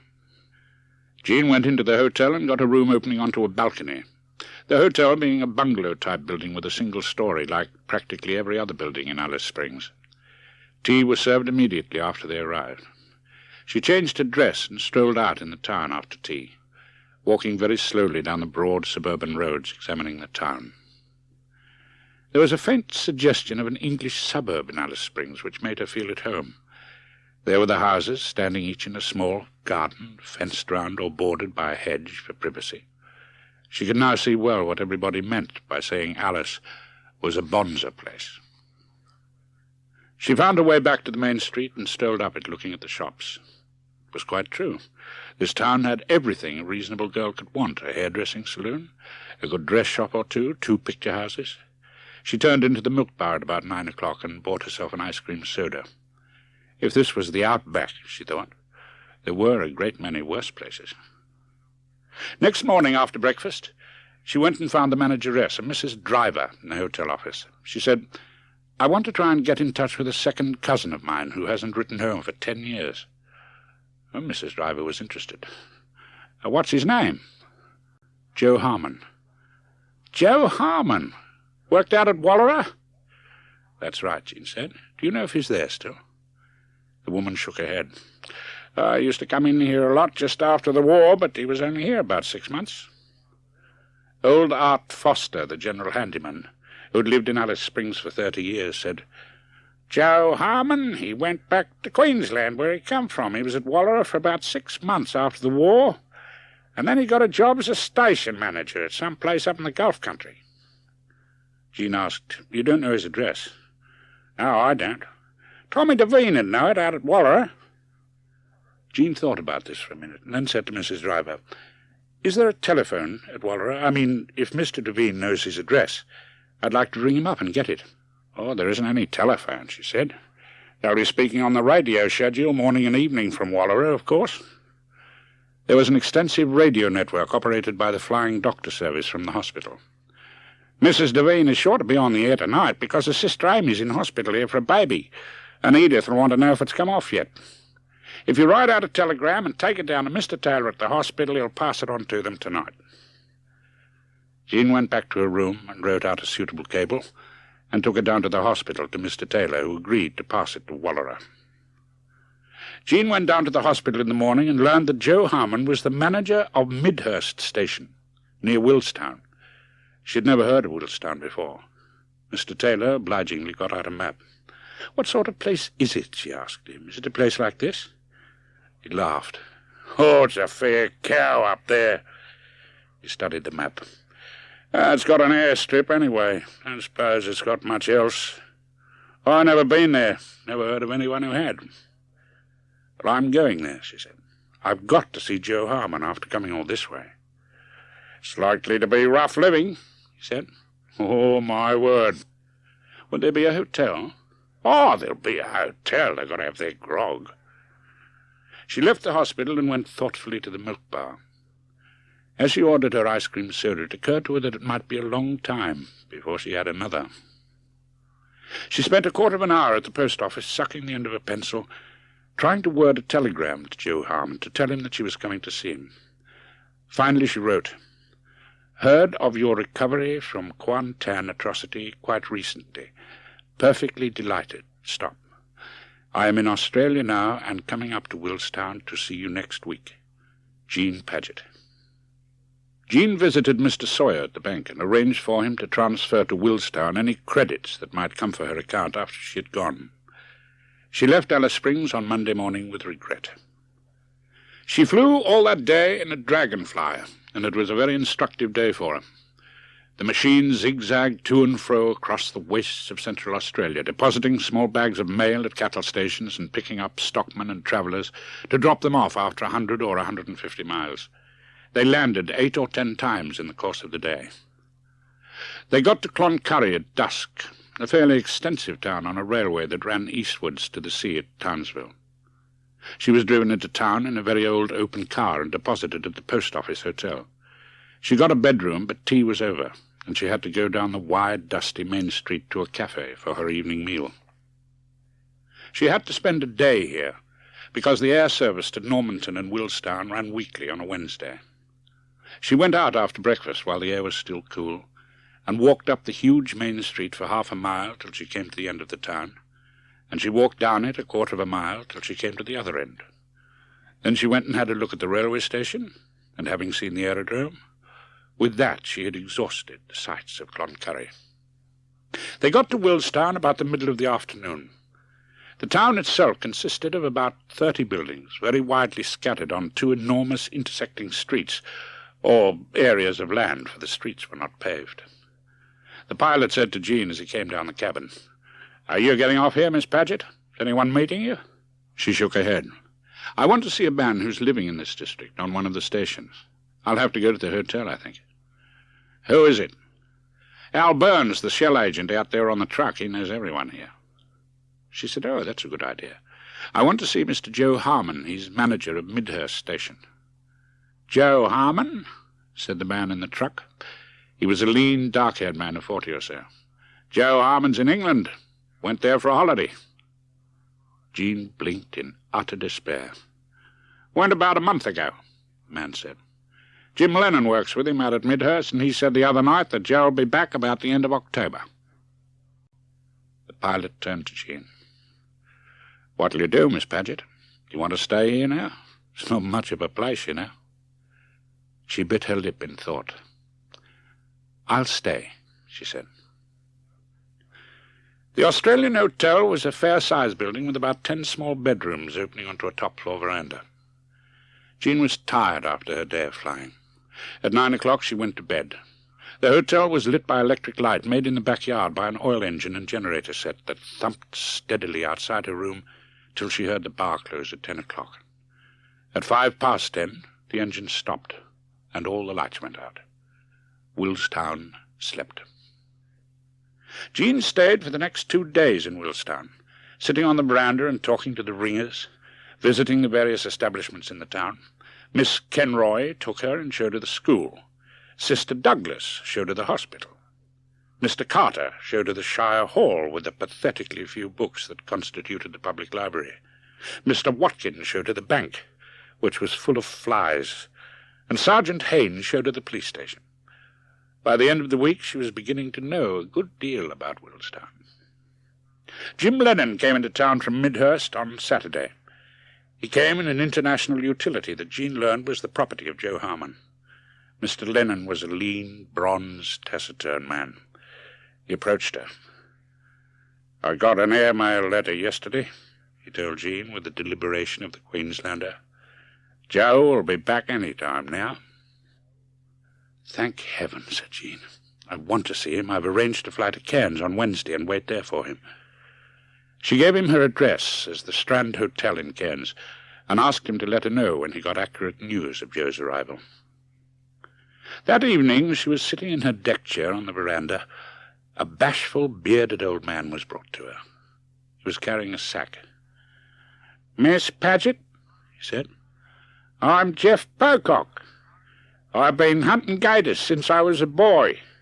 I reckon I know gators by this time. And Jeff Pocock took the sack, opened it, and took out a small alligator skin rolled up. Course, he said, I cleaned and trimmed and tanned this one myself. Well, mostly we just salt 'em and sell 'em to the tannery like that. He unrolled the skin before her on the floor of the veranda. Pretty markings, ain't they? I bet you never seen a skin like that in England. The sight of it brought back nostalgic memories to Jean of red buses on the Great West Road at Perivale, and Pack and Levy Limited, and rows of girls sitting at the workbenches making up alligator-skin shoes and alligator-skin handbags. She laughed. I've seen hundreds of them in England, she replied. This is the one thing I really know about it. I used to work in a factory that made these skins up into shoes and handbags. She picked up the skin and handled it. Ours were harder than this, I think. You've done the curing very well, Jeff. 2 or 3 other men drifted up. Her story was repeated back and forth, in other words, and she told them all about Pack and Levy Limited. They were very interested. I know they make shoes of them, said Jeff. I never seen a pair. A vague idea was forming in Jean's mind. How many of these do you get a year? She asked. I turned in 82 last year, the old man said. Of course, that's a little, and they mostly run about 30 to 36-inch widths. That's the width of the skin, that is. That's a gator about 11 feet long. Jean said, Will you sell me this one, Jeff? Why, what do you want it for? She laughed. I want to make myself a pair of shoes out of it. Jean made that pair of shoes working upon the dressing table of her bedroom. To be more exact, she made 3 pairs before she got a pair that she could wear. When the Dakota came next Wednesday, she left Willstown for Cairns. She wrote to me from there. She said she desperately needed £5,000 to start a shoe factory in Willstown. And then she added, But I'm afraid that's not the whole story. If I'm going to start a workshop for girls, they've got to have something to spend their wages on. I want to start a shop to sell the sort of things that women want. Not a big shop, just a little one. I want it to be a sort of ice cream parlour with a few chromium-plated chairs and glass-topped tables. I want to sell fruit there and fresh vegetables. If I can't get them any other way, I'll have them flown in from Cairns. I want to do this, Noel. Apart from Joe Harmon and me, they're decent people in Willstown, and they've got so very little. I think I'd want to do this even if there wasn't any Joe Harmon in the background at all. I put her letter to one side for a couple of days, because I never liked to take any action in a hurry. After a period of reflection, I picked up the telephone and rang up Mr. Pack of Pack and Levy Limited, for Jean had said in her letter that she had also written to him about her plans. "I'd like to help her," said Mr. Pack. "I must say, when I read her letter, where it says that she's paying 70 shillings for an alligator skin uncured, you could have knocked me down with a feather. Australian shillings, too, that's 56 bob of our money. Here have I been paying 170, 180 shillings for cured skin all these years, and thinking I was getting 'em cheap at that. I said to Mr. Levy, I said, 'Couple of bloody mugs we are.'" "Well, what can you suggest to help her?" I asked. "What I thought was this," he said. "If she could pay the passage of a forewoman out and home, I'd let her have a girl out of my shop, say for the first year. I got a girl that's getting restless. Well, a woman she is, 35 as she's a day. She's a married woman, but she isn't living with her husband, hasn't been for a long time. Aggie Top, the name is. You wouldn't get girls playing up in any shop with Aggie Top in charge." "Does Miss Paget know her?" I inquired. "Oh, aye, Jean knows Aggie, and Aggie knows Jean. She'd go out for a year if Jean wants her. They all like Jean." I resolved to make the capital available to Jean, and wrote to her at Cairns. She found my letter waiting for her at the Strand Hotel when she got to Cairns, and her spirits soared. I think she was beginning to feel very much alone and amongst strangers while she was waiting in Cairns for Joe Harmon. She knew the name of Harmon's ship, of course, from my letters, and she had no difficulty in finding out when it docked at Brisbane. She went to meet him at the aerodrome in Cairns, feeling absurdly like a girl of 17, keeping her first date. I think Joe Harmon was in a position of some difficulty as the Dakota drew near to Cairns. For 6 years he had carried the image of this girl in his heart. But the girl that he remembered had long black hair done in a pigtail down her back, with the end tied up with a bit of string like a Chinese woman. She was a very sunburnt girl, almost as brown as a Malay. He did not really think that she would look like that at Cairns, and he was troubled and distressed by the fact that he probably wouldn't be able to recognize her again. But Jean recognized him as he came out of the plane, fair-haired, blue-eyed, and broad-shouldered. She left the rails and walked quickly across the tarmac to him and said, "Joe." He stopped and stared at her incredulously. He grinned a little sheepishly and said, "Hello, Miss Paget." She took his hand impulsively and said, "Oh, Joe." He pressed her hand and looked down into her eyes, and then he said, "Tell me, what are you doing in Cairns?" A little smile played around her mouth. "What were you doing in England?" He was silent, not knowing what to say to that. He had no lie ready. They took a taxi to her hotel and ordered cold beers. Joe drank 4 as they caught up on each other's stories. "Let me have a good look at you, Joe." He stood before her, examining her beauty. He had not dreamed when he had met her in Malaya that she was a girl like this. "You've not changed," she said. "Does the back trouble you?" "Oh, not much," he said. "It doesn't hinder me riding, thank the Lord, but I can't lift heavy weights." She nodded and took one of his hands in hers. He stood beside her while she turned it over in her own and looked at the great scars upon the palm and on the back. "What about these, Joe?" "Oh, they're all right," he said. "I can grip anything, start up a truck or anything." "How did you get here?" he asked. She said, "I knew you used to work at Wallara. I thought they'd know about you there, so I flew from Singapore to Darwin and went down to Alice on the bus. I got your address at Midhurst from Mrs. Duveen over the radio from the hospital. So then I flew to Willstown." He stared at her. "Is that Dinky Di? You been to Willstown?" She nodded. "I was there 3 weeks." 3 weeks? He stared at her. "But why 3 weeks? 3 hours would have been enough to most people." What do you think of Willstown, Miss Paget? She smiled. Look, Joe, forget about Miss Paget. Call me Jean. If you go on with Miss Paget, I'll go home tomorrow. He smiled slightly. All right, Jean. What do you think of Willstown? She smiled at him with her eyes. I thought it was an awful place, Joe, she said quietly. I want to talk to you about it. We must go and have tea now. He got up from his chair and set the glass down. Too right, he said heavily. It's a crook kind of place for a woman. Their food came, roast beef for Joe, cold ham and salad for Jean. What have you been doing since you came to Cairns? He asked presently. Been out to the reef? She shook her head. He paused, and then he said, Would you like to go to Green Island for the weekend? She cocked an eye at him. What's Green Island like? Oh, it's just a coral island on the reef, he explained. A little round one about half a mile across. There's a restaurant on it and little sort of bedroom huts where you can stay in among the trees. Oh, it's a bonza little place if you like bathing and where you bathers all day. I'd like to do that, Joe, she said. They left next morning in a fishing boat, a motor launch with a canopy. There were no other visitors staying on the island, and they got two of the little bedroom huts in among the trees. They bathed at once. As they turned to go into the water, she saw his back for the first time, lined and puckered and distorted with enormous scars.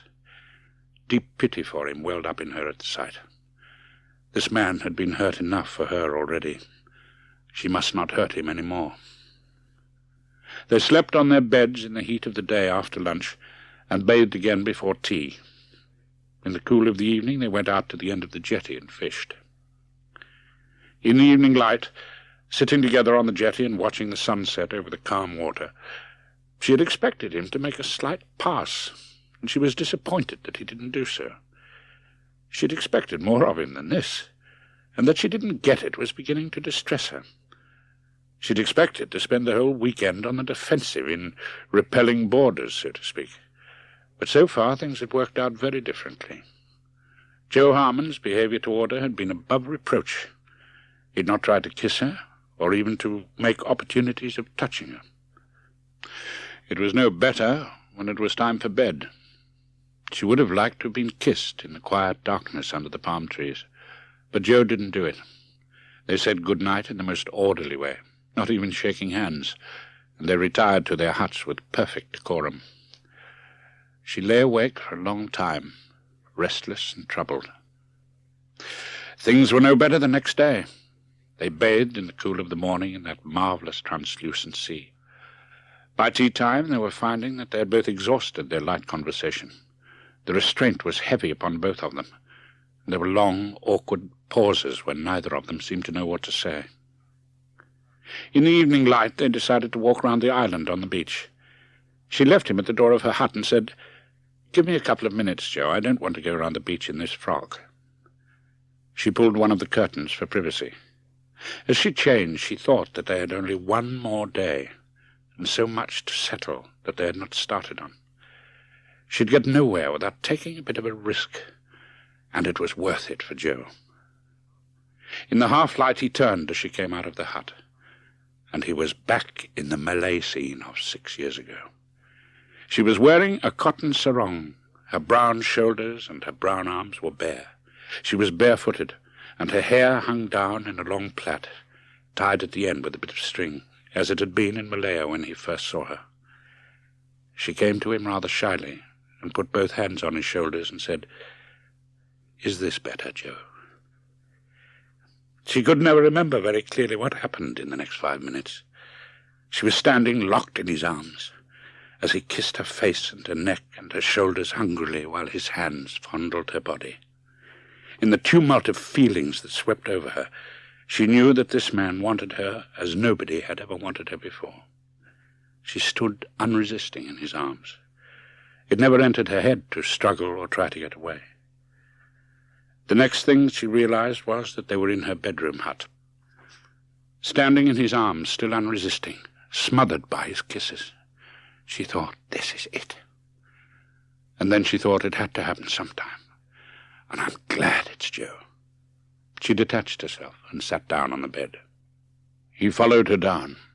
She reached her right arm round his shoulders and said quietly, "Dear Joe, if you can wait till we're married, I'd much rather.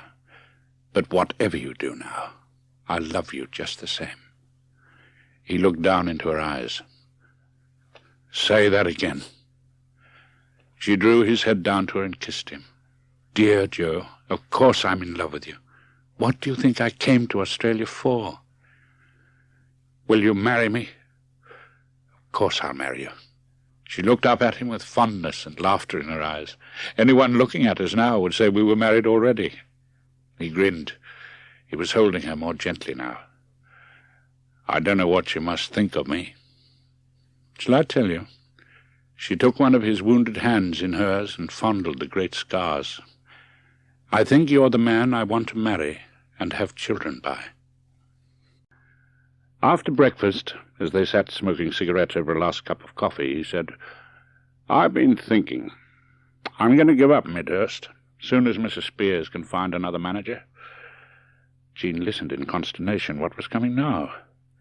"If we could get a grazing farm for fattening in back of Adelaide or Malala or Hamley Bridge or Balaclava or some place like that, that's on the railway down from Alice Springs, not too far from the abattoir, that's what I'd like to do." She sat in silence for a minute. "Why do you want to do that, Joe? What's wrong with Midhurst?" It's too far from anywhere," he said. "All right for a single man, perhaps, but not for a married couple." "But, Joe," she said, "is that the sort of work you want to do? Just buying store cattle from the outback and fattening them? It sounds awfully dull to me. Are you fed up with the outback?" He ground his cigarette out on the floor beneath his heel. "There's places that suit single men and places that suit married people," he said. "You've got to make a change or two when you get married." "Well, I don't think you ought to leave the outback just because we're getting married," she said. He smiled at her. "The Gulf country is no place for a woman," he said. "A man hasn't got a right to try and make an English girl live in a crook place like Willstown." She smiled. "It isn't only English girls, Joe. Australian girls, girls born in Willstown. They run 1,000 miles to get away from it." He grinned. "That's right. Well, if they can't stand it, how could you?" "I don't know that I could," she said thoughtfully. Then she smiled at him. "I think we'll have to do something about Willstown." They spent that day in a curious mixture of love-making and economic discussion. "Joe," she said, "listen to me. Would you think it very stupid if I said I wanted to start a business in Willstown?" He stared at her. "Business? What sort of business could you do in Willstown?" "Do you know what I was doing in England?" she inquired. "Oh, shorthand typing, wasn't it?" She took his hand and smoothed it between her own. "There's such a lot that you don't know about me," she said. "So much to tell you." She started in to tell him about Pack and Levy and Mr. Pack, and about alligator-skin shoes and Aggie Top. Half an hour later she said, "That's what I want to do, Joe. Do you think it's crazy?" "I don't know." And then, quite unexpectedly, he said, "I took a walk down Bond Street, looking in the shops." She turned to him, surprised. "Did you, Joe?" He nodded. "I saw a lot of alligator-skin shoes," he said.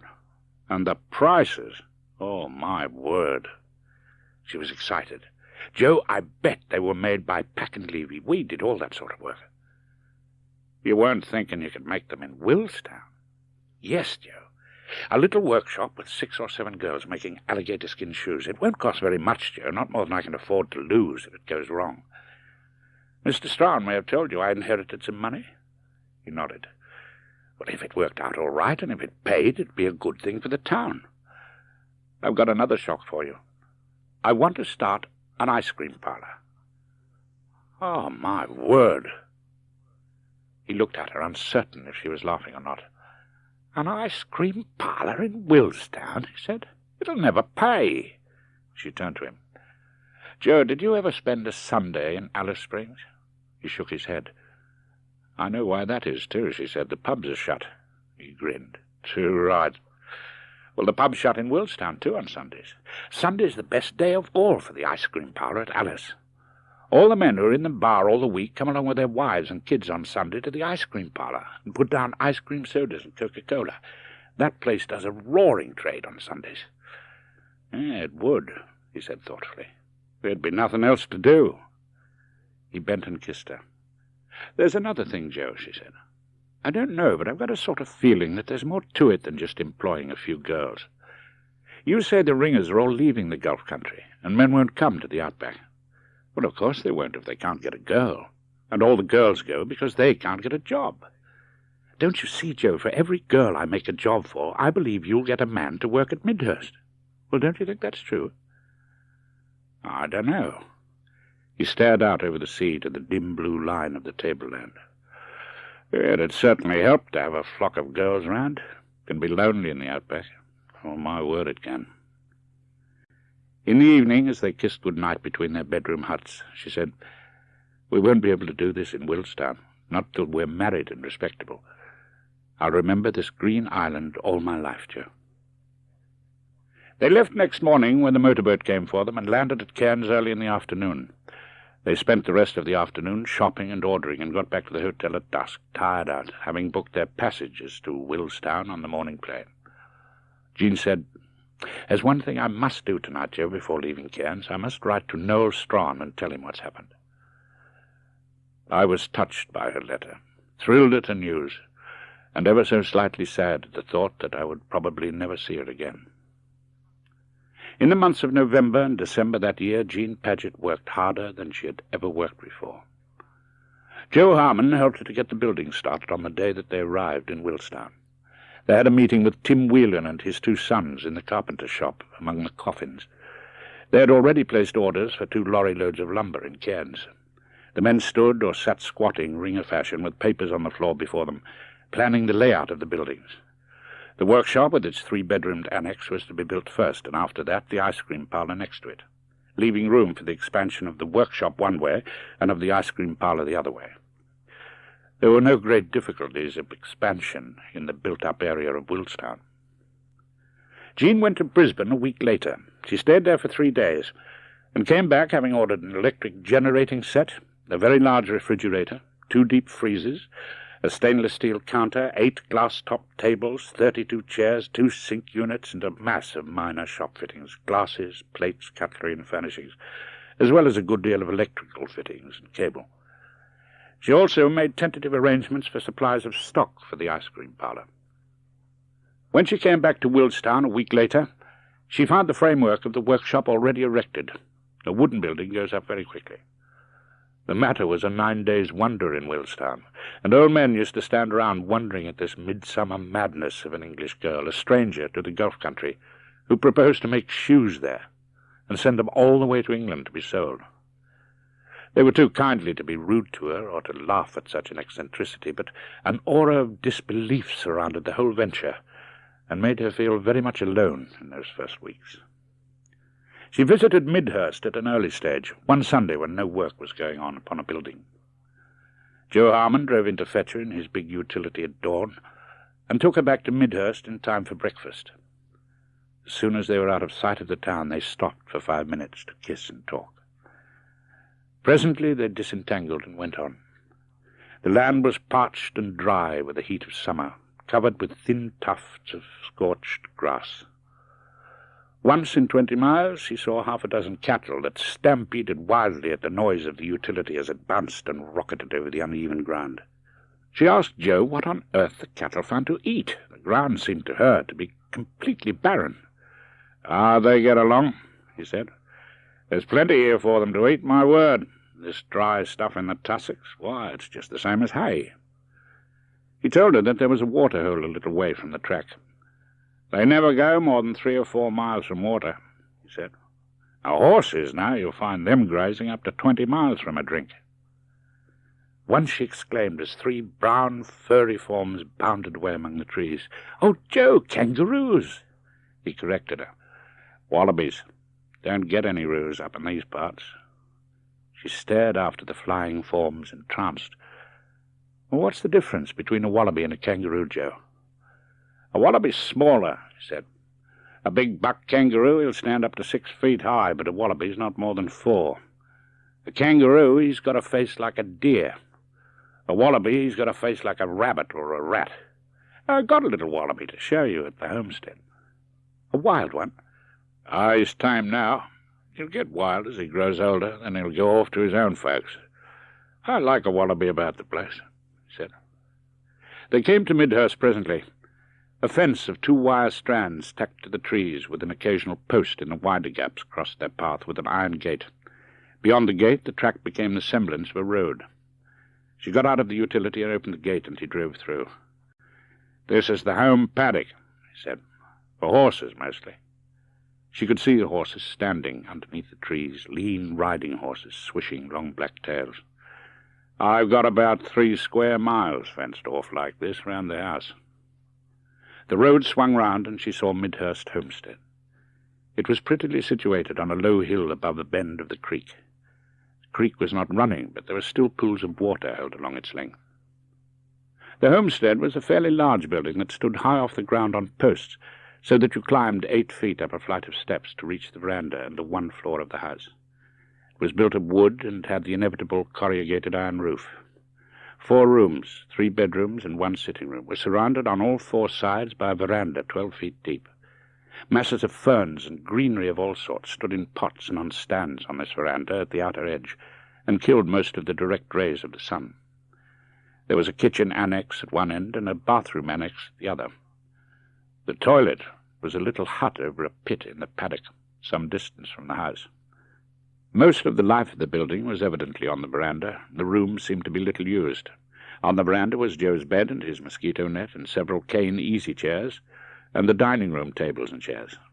Suspended from the rafters was a large canvas water-bag cooling in the draught, with an enamelled mug hanging from it by a string.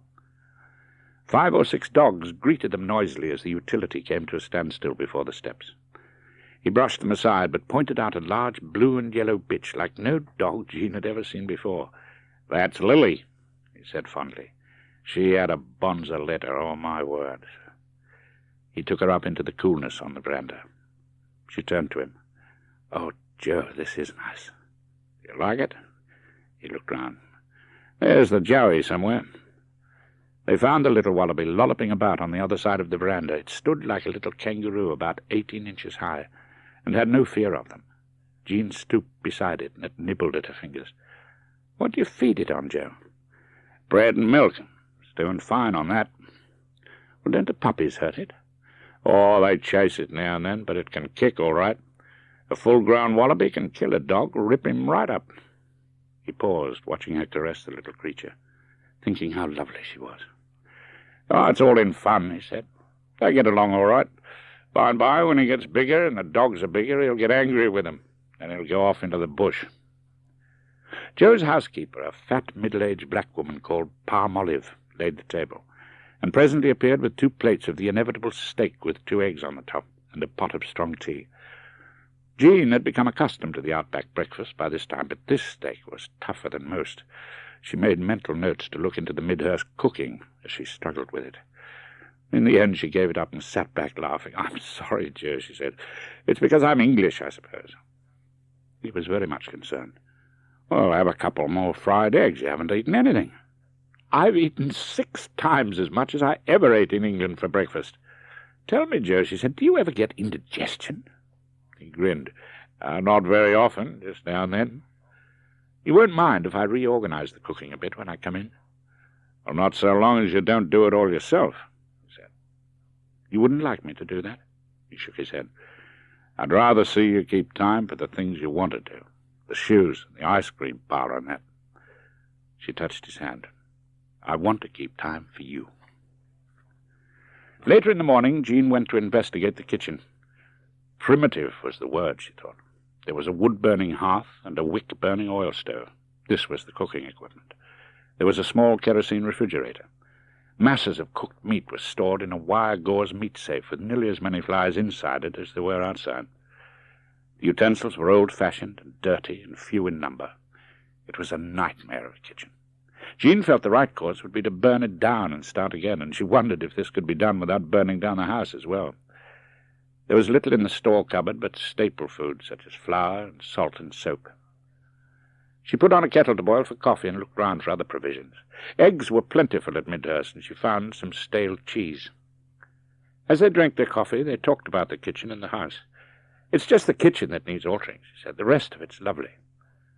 "I'll get a toilet fixed up in the house before you come," he promised her. "It's all right for me going out there, but it's not very nice for you." She laughed. "I don't mind that, so long as you keep up the supplies of the Saturday Evening Post." He grinned, but she found him set upon this alteration. "Some places have a septic tank and everything," he said. "They put one in at Augustus when the Duke and Duchess stayed there. I reckon we'll have to wait a while for that." He drove her back into Willstown at about 9 o'clock that night. They halted for a while outside the town to say good night in proper style. She lay against his shoulder with his arm round her, listening to the noises of the bush, the croaking of the frogs, the sound of crickets, the crying of a night bird. "It's a lovely place you live in, Joe," she said. "I just want a new kitchen, that's all. Don't ever worry about me not liking it." He kissed her. "It'll be all ready for you when you come." "April," she said. "Early in April, Joe." Jean started up the shoe workshop in the first week of December, 3 or 4 days after Aggie Top arrived from England. To start with, she had 5 girls. The workshop was popular from the first, and Jean never had any difficulty getting as many recruits for it as she could handle. For the early months, however, she was content with 5. She spent a hectic fortnight after the workshop opened getting the ice cream parlour furnished and stocked. She was resolved to have this open by Christmas Day, and she achieved her aim by opening on December the 20th. Rose Sawyer, a young girl from Alice Springs, was the manageress. Jean stood with Joe outside in the blazing, sunlit street on that first afternoon, looking at what she'd done. The workshop and the ice cream parlour stood more or less side by side on the main street. The windows of the workshop were closed to keep the cool air in, but they could hear the girls singing as they worked over the shoes. Christmas was near. They were singing carols, Holy Night and Good King Wenceslas and See Amid the Winter Snow. The shirt was sticking to Jean's back, and she shifted her shoulders to get a little air inside. "Well, there it all is," she said. "Now we've got to see if we can make it pay." "Come on, I'll buy you a soda," he said. "That'll help." They went in and bought a soda from Rose Sawyer behind the counter. "This part of it'll pay," he said. "I don't know about the shoes, but this should do all right. I was talking to George Connor up at the hotel. He's getting very worried about his bar with you starting up." "I don't see that he's got anything to worry about," she said. "I'm not going to sell beer." "You're going to sell drinks to ringers," he remarked. "If you had a bar instead of this, wouldn't it rile you?" She laughed. "I suppose it would, but I can't see myself putting a bar out of business, Joe." "Joe," she said, after a pause, "I had an awful row this week with the bank manager, Mr. Watkins. Did you hear about it?" He grinned. "I did hear something," he admitted. "What really happened?" "Well, it was the flies," she said. "It was so hot on Friday, and I was so tired. I was sweating, I suppose. I lost my temper, Joe. I oughtn't to have done that. I told him I was closing my account because I couldn't stand his bloody flies. I said I was going to bank in Cairns and get the cash in by Dakota every week. I said I was going to write to his head office in Sydney and tell them why I'd done it. I said I was going to write to the Bank of New South Wales and offer my account to them if they'd start up a branch here with no flies. I said he ought to be setting an example to Willstown instead of—" She stopped. "Instead of what?" Joe asked. She said weakly, "I forgot what I did say." "I did hear in the bar you told him he ought to set an example instead of sitting on his arse and scratching." "Oh, Joe, I couldn't have said that," he grinned. "That's what they're saying you told him in Willstown." "Oh, I'll go in on Friday and apologize," she said. "It's no good making quarrels in a place like this." "I don't see why you should apologize," he objected. "It's up to him to apologize to you. After all, you're the customer." He paused. "I'd go in there on Friday and see how he's getting on. I know he got 10 gallons of DDT spray on Saturday because Al Burns told me." Jean went to the bank on Friday and cashed the wages check as usual. She found that the walls were in the process of being distempered, and there was not a fly in the place. Mr. Watkins was distant in his manner and ignored her. Len James, the young bank clerk, gave her her money with a broad grin and a wink. She saw Len again on Saturday afternoon when he brought in Doris Nash for an ice cream soda. He grinned at her and said, You wouldn't know the bank, Miss Paget. On the first Sunday, Jean worked steadily in the ice cream parlour with Rose Sawyer from 9 in the morning till 10 o'clock at night. They sold 182 ice creams at $1 each and 340 soft drinks at 6pence. She opened again after lunch on Christmas Day and took £20 in the afternoon and evening. She had the gramophone from the workshop in the parlour that evening playing dance music so that the little wooden shack that was her ice cream parlour streamed out light and music into the dark wastes of the main street, and seemed to the inhabitants just like a bit of manly beach dropped down in Willstown. Old withered women that Jean had never seen before came in that night with equally old men to have an ice cream soda, drawn by the lights and by the music. The workshop went fairly steadily under Aggie Top, and they dispatched 2 packing cases of shoes to Forsyth just after Christmas to be sent by rail to Brisbane and by ship to England. She had already sent a few early samples of their work to Pack and Levy by airmail. A couple of weeks later, Rose Sawyer talked to Jean. "Tell me, Jean, do you think there'd be any work up here for a contractor?" Jean stared at her. "Well, what sort of a contractor?" "Billy Wakeling from Alice. Friend of mine.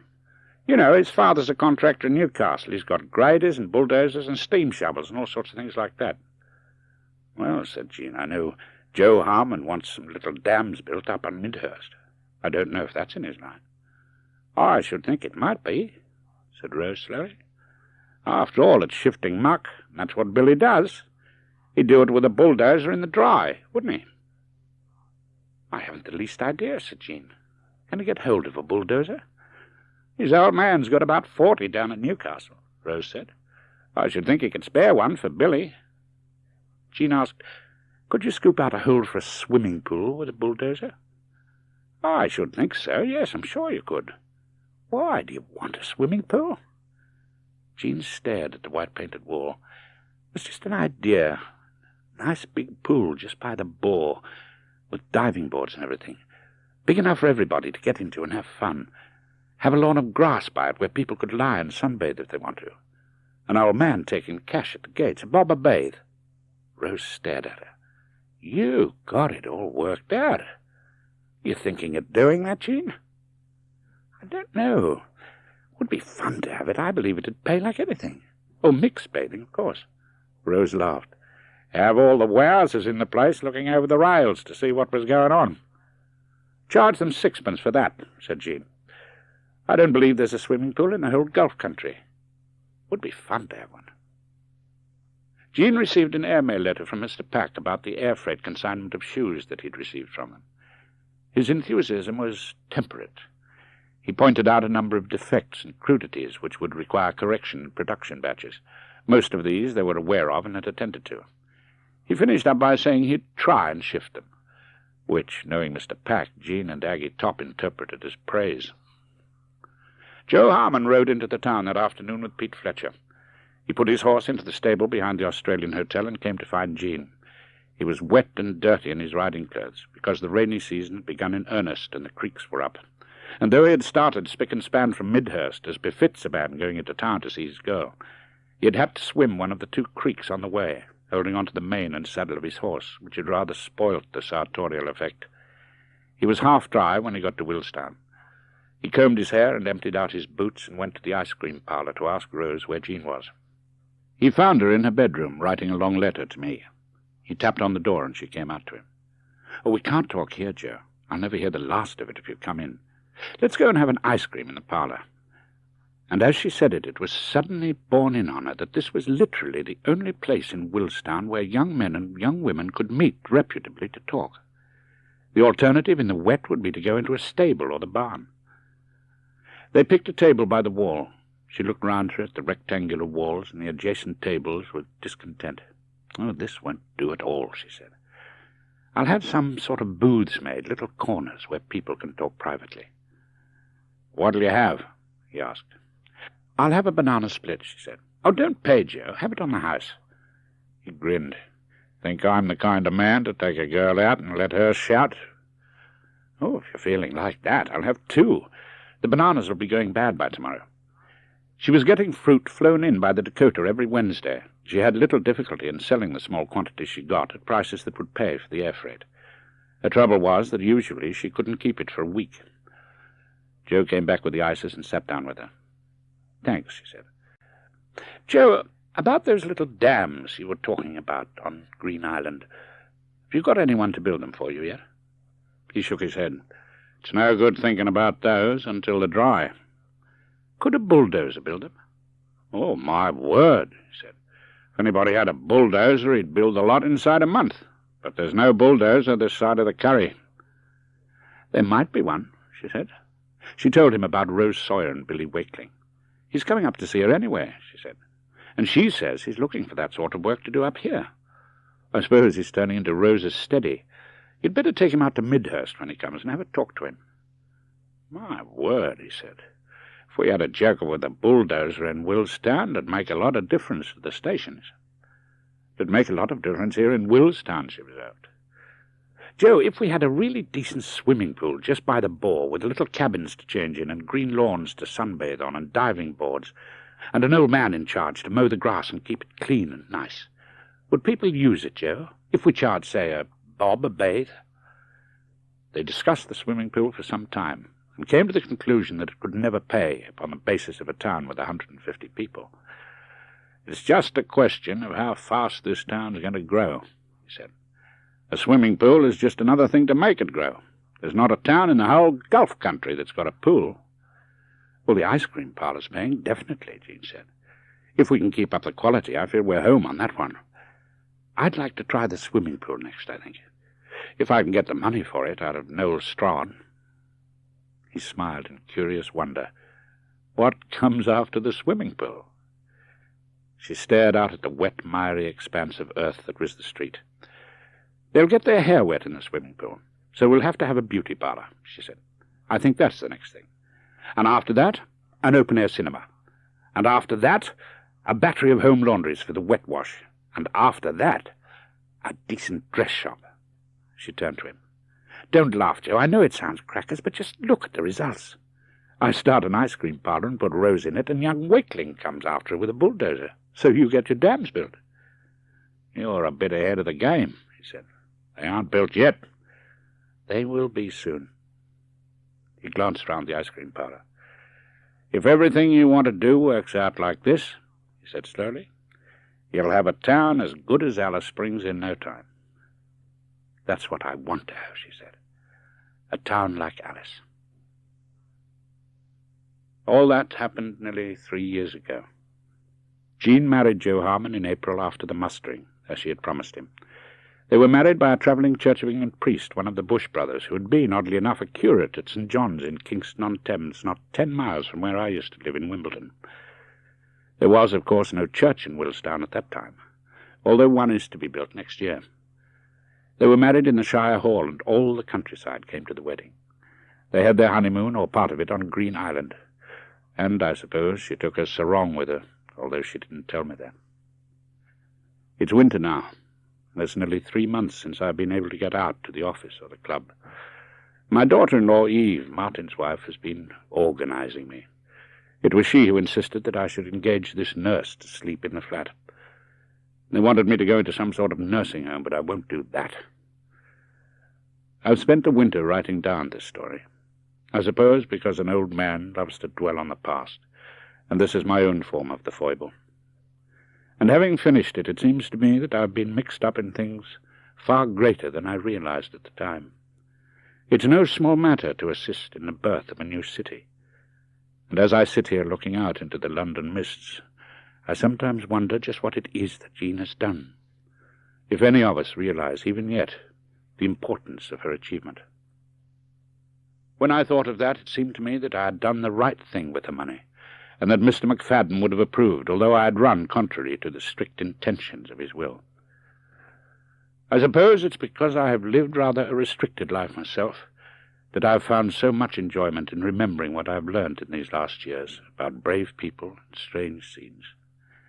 I have sat here day after day this winter, sleeping a good deal in my chair, hardly knowing if I was in London or the Gulf country, dreaming of the blazing sunshine of Black Stockman, Cairns, and of Green Island, of a girl that I met 40 years too late, and of her life in that small town that I shall never see, that holds so much of my affection.